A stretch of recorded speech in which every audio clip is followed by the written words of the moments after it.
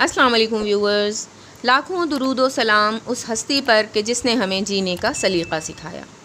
Viewers, پچھلی video میں ہم نے سنا کہ نمرود اور حضرت ابراہیم علیہ السلام کے درمیان کیا مکالمہ ہوا، اور ضد چھو کر نمرود نے ایک اور مجلس طلب کی کہ کس طرح حضرت ابراہیم علیہ السلام کو ختم کیا جائے۔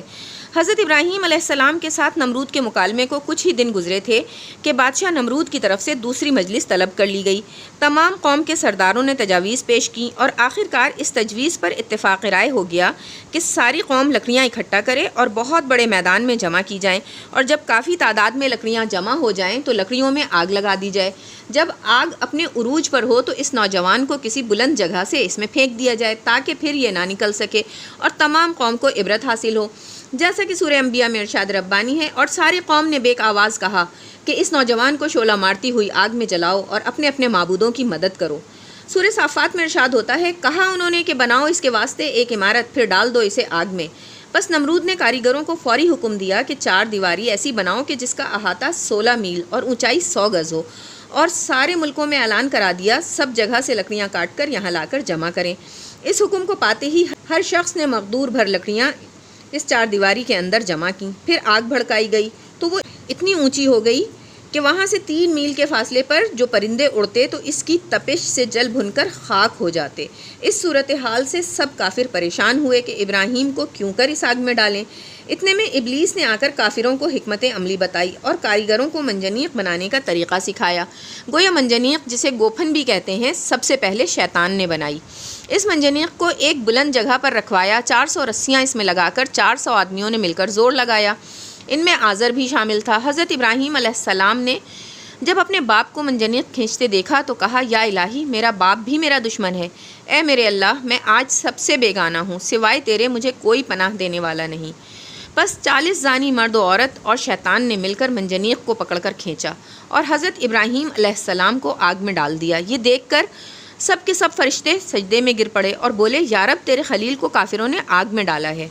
حضرت ابراہیم علیہ السلام جب آگ میں جا گرے اور وہ آگ حضرت ابراہیم علیہ السلام کو کچھ بھی تکلیف نہ پہنچا سکی، اسی وقت شعلہ مارتی ہوئی آگ مثل گلزار کے ہو گئی۔ باغ میں بلبل بھی ہزاروں کی تعداد میں اڑتی ہوئی نظر آئیں۔ اسی وقت غیب سے آواز آئی، قلنا یا نار کونی بردوں و سلاما علی ابراہیم۔ ہم نے کہا، اے آگ ٹھنڈی ہو جا، سلامتی ہو ابراہیم پر۔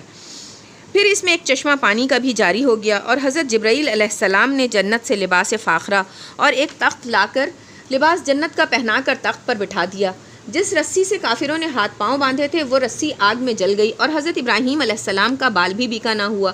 نمرود مینہاک نے ایک مینار پر چڑھ کر حضرت ابراہیم علیہ السلام کو دیکھا تو بڑا حیران و پریشان ہوا کہ اتنی بلند شعلہ زن آگ سے حضرت ابراہیم علیہ السلام کو کچھ نقصان نہیں پہنچا، بلکہ آپ گل ریحان کے بیچ میں درخت کے نیچے تخت پر بیٹھے ہیں۔ یہ دیکھ کر اس ملعون نے کہا، افسوس، میری محنت برباد ہو گئی۔ تب وہ ملعون حضرت ابراہیم علیہ السلام کو پتھر پھینک پھینک کر مارنے لگا، اور اللہ کے حکم سے وہ پتھر ہوا میں معلق ہو گئے، اور ایک گہرے بادل نے آپ پر سایہ بھی کر دیا۔ اور اس کا وزیر حامان مینار پر چڑھ کر بآواز کہنے لگا، اے ابراہیم، نام ربک، یعنی راست نیک ہے پروردگار تمہارا۔ نمرود مینہاک نے کہا، اے ابراہیم، تیرا اللہ بڑا بزرگ ہے کہ اس نے شدید شعلہ مارتی آگ سے تمہیں محفوظ رکھا۔ نمرود مینہاک ہر وقت دل میں سوچتا کہ حضرت ابراہیم پر ایمان لے آؤں، کہ وہ فی الحقیقت سچے نبی معلوم ہوتے ہیں، مگر خوف تھا کہ ساری بادشاہی برباد ہو جائے گی۔ پھر اپنے دل میں کچھ احساس کر کے حضرت ابراہیم سے کہا کہ میں تمہارے اللہ کے واسطے قربانی دینا چاہتا ہوں۔ حضرت ابراہیم علیہ السلام نے کہا، تمہاری قربانی قبول نہیں ہوگی جب تک تم مسلمان نہ ہو جاؤ۔ نمرود بولا، میں قربانی کروں گا چاہے قبول ہو یا نہ ہو، کیونکہ یہ اتنا بڑا معجزہ ہے جو میں نے اپنی آنکھوں سے دیکھا ہے۔ اس پر وزیر حامان نے نمرود سے کہا کہ ابراہیم علیہ السلام نے وہ بزرگیاں آتش پرستی کے سبب پائی ہیں۔ آگ ایک فرشتہ ہے، جسے چاہتا ہے عذاب کرتا ہے، جس کو چاہتا ہے نہیں کرتا۔ حامان ملعون یہ باتیں کر ہی رہا تھا کہ ایک چنگاری اس کی آنکھ میں جا گری۔ اس کی آنکھ جل گئی اور تکلیف کی شدت سے لوٹنے لگا۔ نمرود کی بیٹی بالا خانے پر سے حضرت ابراہیم علیہ السلام کو دیکھ رہی تھی، ایسی حشمت و رونق کے ساتھ تخت پر بیٹھے ہیں اور اپنے رب کا بلند آواز سے نام پڑھ رہے ہیں۔ نمرود ملعون نے اپنی بیٹی سے پوچھا کہ تو نے وزیر حامان کو دیکھا ہے؟ یہ بات سن کر اس نے وزیر حامان کی طرف نظر کی کہ مٹی میں پڑا آنکھ کی سوجن سے لوٹ رہا ہے۔ پھر اس نے پوچھا، تو نے ابراہیم علیہ السلام کو دیکھا؟ وہ بولی، ہاں، اور میں حیرت میں رہ گئی۔ اس نے اپنے باپ سے کہا، حضرت ابراہیم علیہ السلام اس مرتبے پر اور حامان اس عذاب میں آپ کیوں چپ کے بیٹھے ہیں؟ کیوں نہیں کہتے کہ ابراہیم کا اللہ برحق ہے؟ نمرود نے اپنی بیٹی کو ڈانٹ دیا تو وہ حضرت ابراہیم علیہ السلام کے پاس آئی اور بولی، اے ابراہیم میں تیرے اللہ پر ایمان لاتی ہوں، اور کلمہ پڑھا، لا الہ الا اللہ ابراہیم رسول اللہ۔ اور اپنے باپ سے جا کر بولی، کیوں حضرت ابراہیم کے اللہ پر ایمان نہیں لاتے؟ میں ایمان سے مشرف ہو چکی، حضرت ابراہیم کا اللہ برحق ہے اور تمہارا اللہ باطل ہے۔ تب اس کے باپ نے اس کو مار ڈالنا چاہا تو اچانک ایک بادل آیا اور اس کو وہاں سے اٹھا لے گیا۔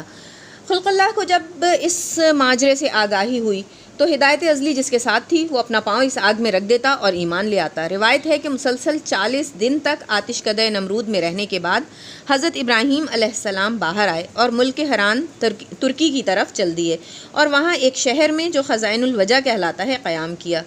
یوں آتش نمرود کا قصہ تمام ہوا۔ ملتے ہیں حضرت ابراہیم علیہ السلام کی زندگی کے اگلے واقعات کے ساتھ۔ اللہ حافظ۔